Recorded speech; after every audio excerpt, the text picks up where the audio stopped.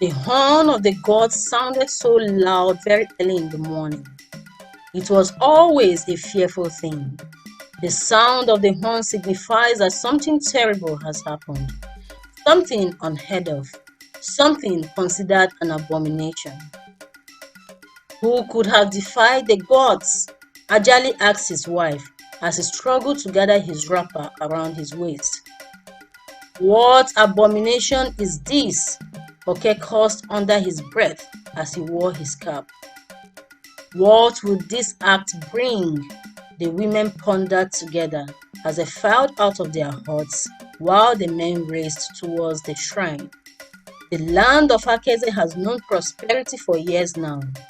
The gods blessed the people immensely with livestock, and their crops yielded so much. Every farmer was always proud of the farm produce. The yam tubers could measure up to the waist of a man in height, and little swamplands yielded bags of rice. Corn, ekidi, edo, and azama were so plenteous. People were happy, and the women fully supported their men. In gratitude to the gods, people always brought gifts of their different produce. Every man gave what he raised. These gifts were tagged for the gods. The items became sacred once the priests received them. Everyone knew the priests were dedicated to serving the gods and did not farm. The offerings made to the gods fed the priests. The priests raised livestock that they received and took from them to make blood sacrifices and burnt offerings. The resources for the gods grew. They had bags of grains, goats, sheep, cows, and chickens in large numbers. Among the livestock was a very big fattened cow. It was known as Okeviezema. This cow has lived the longest. It was particularly fattened to represent the hearts of the gods towards the people. No one is allowed to touch the cow, not to mention to do it any harm or kill it. Life went on well. The men farmed, women cared for the home, and children played during the day and returned to their parents at night. In the evening, clans gathered in their village square, and the old men told stories to the children under the moonlight.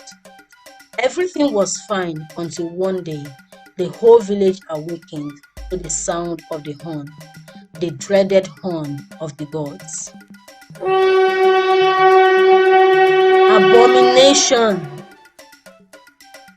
was heard in different directions.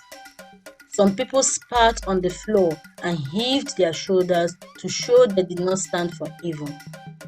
Others simply snapped their fingers and raised their hands to heaven to show they were innocent. Women started gathering together in their various compounds, and the men hurried towards the shrine. At the shrine, the priests were working quickly, making sacrifices to appease the gods. The king and his chiefs were standing on one side, contemplating what should be done to ensure the gods accept their offerings and plead for mercy. When the sacrifice was over, the high priest removed the lid from his mouth and spoke. Something unheard of has happened. Okeviezema has been stolen. The gods are angry. If we do not find the thief and bring him to justice within 8 market days, the gods will unleash their wrath on the land. He paused and then added, "The gods have spoken. We have come up with a way to investigate this effectively." The king spoke up. "Right now, we want everyone to return to their homes. Njoku, the town crier, will bring you words on what to do." With that, the crowd dispersed, and the king, the chiefs, and the priests planned the modalities. In the evening, the gong sounded, and everyone listened intently as the town crier spoke. "If you are the one who stole the cow," he started, "the The king and the priest have decided to give you a chance to present yourself at the shrine latest by Nkwo market day. This is 2 days from now. He paused.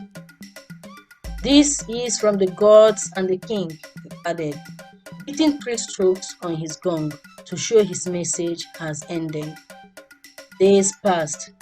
People lived in apprehension, waiting for news that a thief came forward. They prayed day and night to the gods, asking them not to allow evil to befall the whole village because of the ill-thought-out act of one man. The land has been prosperous. Why would anyone steal? Not to mention stealing the property of the gods. As the people prepared to go to bed on the night of Nkwo market day, the town crier's gong sounded again. Listen, everyone, he started. The gods and the king have sent me. They want you to know that no one came forward. The thief has not been found. Everyone is to gather in front of the shrine at sunrise tomorrow, being Eke market day. There, you'll be told what's next. He paused.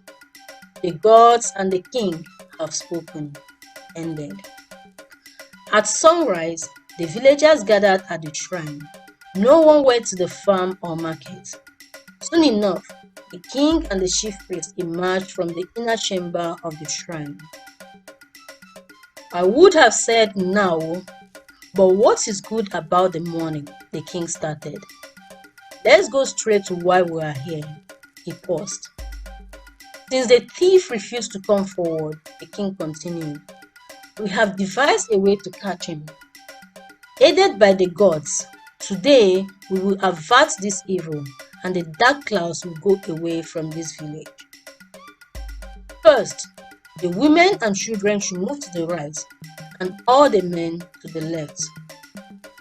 The crowd quickly separated accordingly. Then, focusing on the men, the king continued, every man will come forward. Take 3 seeds of osensi from the clay pot the chief priest will show you. You are to eat the pepper, sing the song to swear to the gods to kill you if you are the culprit, then jump over the oven. It does not matter your size or strength. The priests have made the appropriate sacrifices. If you are not the thief, you will jump across with ease. If you are the thief, you will fall into the oven. He stopped and looked around. The men nodded, except Evie, the village thief. Everyone knew him well. He had been caught in the act on many occasions, but after he lost a finger trying to steal the giant catfish caught by Ezekiel, the famous fisherman, during the last New Yam festival, he claimed to have given up the act. People did suspect him this time, but they had no proof that he had stolen anything recently. Everyone wished he wasn't the one. For the consequence of this very act, they hoped it was an outsider, someone who did not know the land, the rules, or the gods. Evie murmured to himself. He was preparing his charm. He hoped not to be caught. The talisman has helped him so far.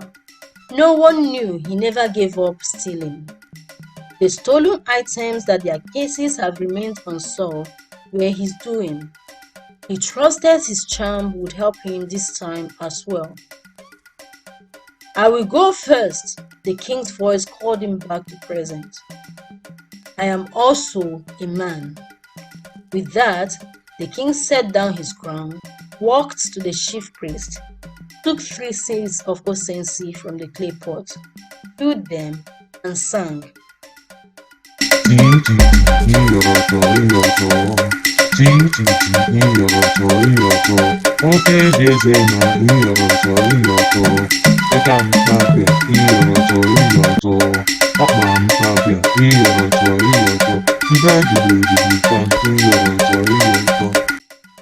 After singing, he jumped over the oven.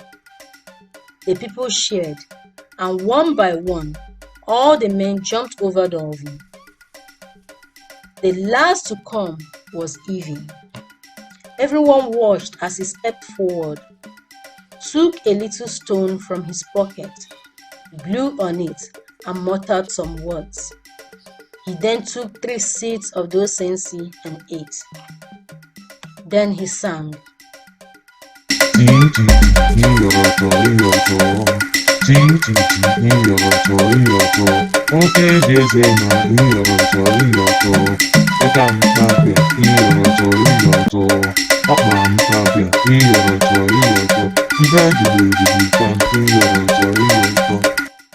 After singing, he jumped, but despite his long legs and strong muscle, he fell into the pit.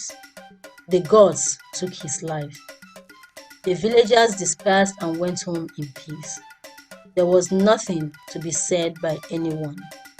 The gods did warn us, but all the priest said and retired to the shrine.